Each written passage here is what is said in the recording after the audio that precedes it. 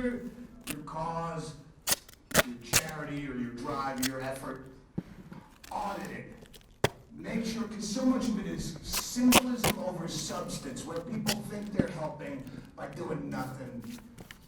Audit all the time and effort and see if you're actually affecting change, rather than just, oh, we're going to have a 10K fun run for the cure. Come on down on Sunday. It's a 10K fun run for the cure.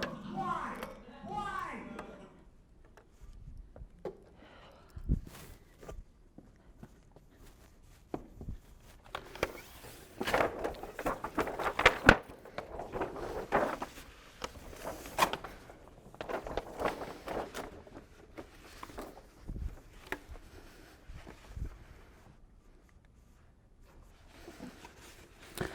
A high schooler in Parkland, Florida, killed 17 other high schoolers and teachers. This melts your heart. But if we care too much about those 17, does that make us hypocrites for not recognizing the other 96 or so unfortunate Americans killed by guns each day? When do you care? How much do you care? If you care about guns and not about the environment, what does that say about you? What will people think of your particular response? What would Hallmark do? It's all so complicated. Most of the time, it's easier to just do nothing at all because social media has trained us it's more important to be popular than right. It's also a problem if I say words that mean things, since ideas are too real. I'm told shooting should be misunderstanding, and death is neutralization. George Carlin critiqued soft language in the 90s. The social justice war has expanded to now include political correctness, gender and race identification, and a perma-positive online footprint. America is on a path of removing honesty from our culture. If we eliminate the words to describe what we think and mean, we slowly remove those ideas from our culture. The tragedy response cycle goes something like surprise, emotion, time passes, crickets chirp, nothing happens, we forget and float on. Instead of risking getting flack for an inappropriate response, you're beaten into submission to be nice and thoughtless. You're told caring is money in a Facebook post. On this logic, the only appropriate response to any tragedy is, oh geez, my avatar goes out to the victims of insert tragedy here. But honesty, pain, and sarcasm and inequality are real human experiences. And these responses are helpful too, even if it stings a little. Yo. Apparently, we need more horrible people in the world. Timothy O'Sullivan's Civil War photos were a wake-up call for Americans to realize the tragedies in 1860. But if we don't even flinch at seeing life, death, and destruction today, what does it take for Americans to feel again? Go bigger, go louder, more extreme. So if you're going to kill, then make sure it tops the last mass murder as seen on CNN. I hope you're taking notes. Americans are a competitive and selectively caring species. This is an anti-Gulf War poster by John Yates in 1987. Would more horrible people doing more horrible things provide a more compelling and defendable basis for Americans' decisiveness, ambition, and compassion towards demanding change? Comedian Anthony Jeselnik infamously takes the punches for us. His shtick goes something like, comedy equals tragedy minus time. Successful motivators compel us to laugh and cry at the same time. Groupthink spoils motivation. As consumers, Americans are conditioned to desire a better situation on every front. Thus, Americans are constantly annoyed by what it should be and what it isn't. Facebook is our sounding board and punching bag. Facebook validates our ideas. We think we have original opinions. We think we have new ideas about how to fix big problems. Chances are, someone already had that idea. In fact, that's where we got the idea. Our opinions are more like Facebook groupthink.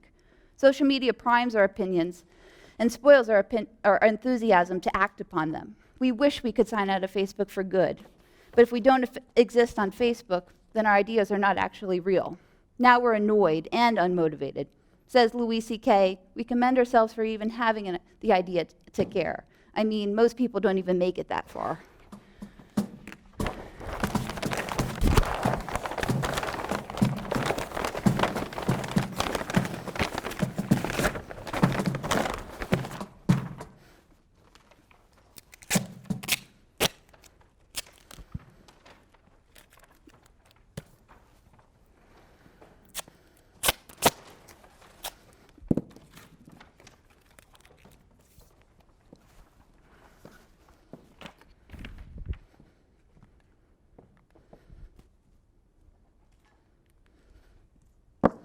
After people try and fail once, most people aren't taking action, so people tell other people what to care about. They tell people how to care. They tell you, go big or go home. They explain. Yes. Thank you. They explain how other people's ideas and actions are flawed and wrong. You're told raising awareness is a valid response, but awareness is another form of doing nothing. If these big problems are too complicated and daunting and risky to find the socially acceptable means of responding, then what if failure is the goal? Intentionally think wrong. Do the unexpected, the non-traditional, the unpopular. Exacerbate. Make the problem worse. It has to get worse before it can get better. Promote optimistic realism, not pessimistic idealism. Celebrate the unfortunate. Have a positive attitude about reality. Just because you're failing doesn't mean that you have to be negative about it. For instance, take the holiday whole. This 2016 Black Friday prank by Cards Against Humanity raised a little over $100,000 by advertising that for every dollar donated, Cards Against Humanity would dig for another minute.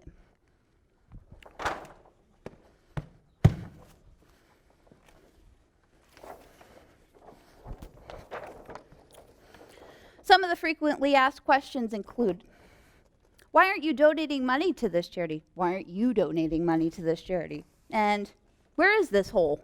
America, and in our hearts. You can laugh at bad things without being a bad person, says Ricky Gervais. So, why failure?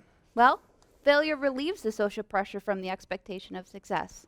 Since it is clear the process is wrong and the target is already flawed, broken, so it's less stressful. Success is the expected response, and it's boring. Americans pay attention to success, that's what they tell you, and they check out. So a failed response is more likely to be noticed. People respond to instigators and dissenting opinions. It fuels the fire.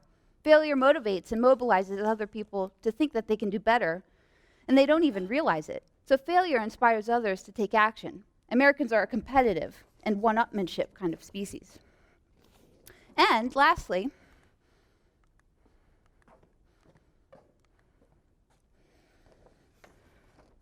anti-heroes are good punching bags. So don't be afraid to be unpopular. Be a punching bag. Be a target for humiliation, angst, and scorn. For example, the Troy Public Library, as an act against the Tea Party, members are trying to cut costs on taxes. The Troy Public Library supporters called for a book burning party as a means to aggravate and motivate book civilians who don't normally vote at local polls. This prank successfully trumped up support needed to save the library. Creative resistance is a strategy for failure to empower disgruntled American civilians by eliminating the social pressure for success so that they can take action through intentionally unpopular, unexpected, and alternative means. Creative resistance is about finding merit to failure. Emperor Norton was a homeless pauper living in San Francisco in the 1850s. He claimed himself Emperor Norton of these United States and protector of Mexico. His outrageous absurdity caught the attention and respect of civilians who actually heeded his edicts and commands and honored his personal currency. Creative resistance is about repurposing failure. I encourage you to take action with this methodology that embraces your lack of success, enhances it with wrong thinking techniques, and combines it with pre-existing skills and resources, and applies it to the problems outside of yourself. We need more people that take themselves less seriously about serious matters. Creative resistance is a unique interactive approach to reawakening civilians through self-interest, passion, and humor, because failure can be fun when there's nothing to lose, and it can sometimes even lead to change.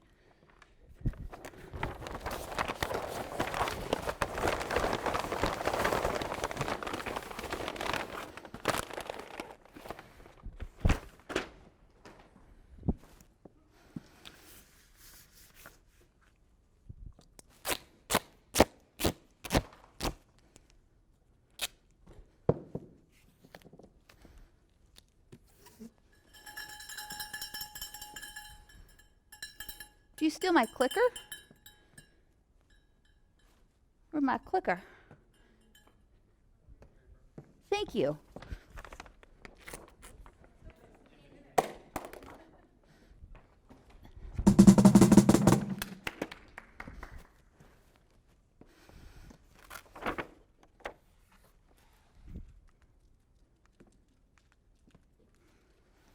Mark Pauline revised the messaging on billboards in Sarasota, Florida. In this case, he uses anger as a positive force of creation. Caring about a completely useless cause. So Ray Johnson dropped 60-foot-long hot dogs from a helicopter in Long Island, New York. This example also shows us how it is helpful to use whatever resources and access to resources you already have. Conducting small acts of rebellion and scaled down and affordable experiments. Don't invest everything into one idea. Think small. Think this much is enough. For example, Tank Man performed a non-traditional and brave act of nonviolent protest in Tiananmen Square in 1989. From start to finish, he get it done in 24 hours. Decide and go. Procrastination delays and kills ambition. Same ends, but contradictory methods of getting there. In this case, the means justify the ends. The end result is not the reason you're doing this. Be satisfied by the process, not the outcome. For example, mispairing the tone and the message in a disingenuous way. Herrmann Supreme is an American performance artist and activist posing as a presidential election and other candidates. Creative resistance has to be fun. Do something that you know makes you happy. In fact, it should feel like you're getting away with something, and you can't get off to it, then you're doing something wrong.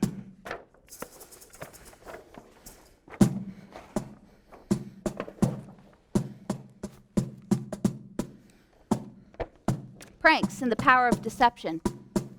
The yes men are culture jamming cowboys who made and sold survivor balls to wealthy businessmen after convincing them that these special suits would protect their bodies against environmental hazards caused by the apocalypse. The yes men teach us to be inappropriate.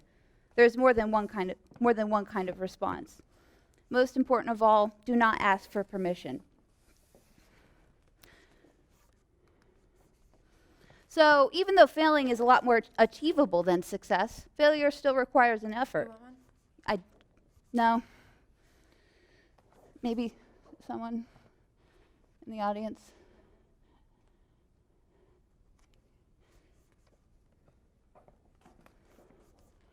You all right? You're welcome. So here are some of the strategies that I live by and help found failure and wrong thinking achievable. Tackle it through a skill or hobby that you're already good at or enjoy doing. Lower your expectations. No research. It kills ambition. And if you're wrong, well, that's good too. Money, love, and fame should not be your motives. It's not about you. Avoid obstacles. Take detours. Change, tweak your idea.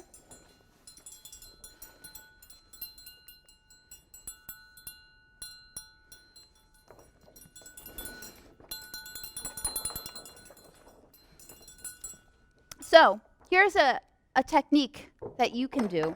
Identify one thing that really annoys you. Identify one thing that you're really good at. Then combine or force connect them in those activities in an absurd way that draws attention to the problem. It's helpful to make lists for each and then draw lines between at random. The most fun and interesting ideas result from forced connections and absurdity. Why wouldn't you French kiss a stranger who blames you for something you didn't do? Or randomly start planking whenever your internet or phone reception is down? Who needs skill when you're loud? Good things by good people to help good causes isn't the only response. The era for pretense and niceness is over. Non-traditional actions cause Americans to recognize honest displays of goodness and legitimate progress. Failure, unpopularity, the unexpected, and inappropriateness conducted by clowns and horrible people are also effective responses to affect change. We need more people to know it's okay to think wrong and fail, so long as they apply those non-traditional strengths to charitable outlets. Creative resistors don't concern themselves with finding the perfect and least offensive solution to the most ideal cause. Creative resistors give up and throw rocks at tanks because, if anything, it's gratifying and fun, and just maybe also happens to affect change. So what if you fail? What do you have to lose? We are dry, blind hurricane stripes, and we approve this message.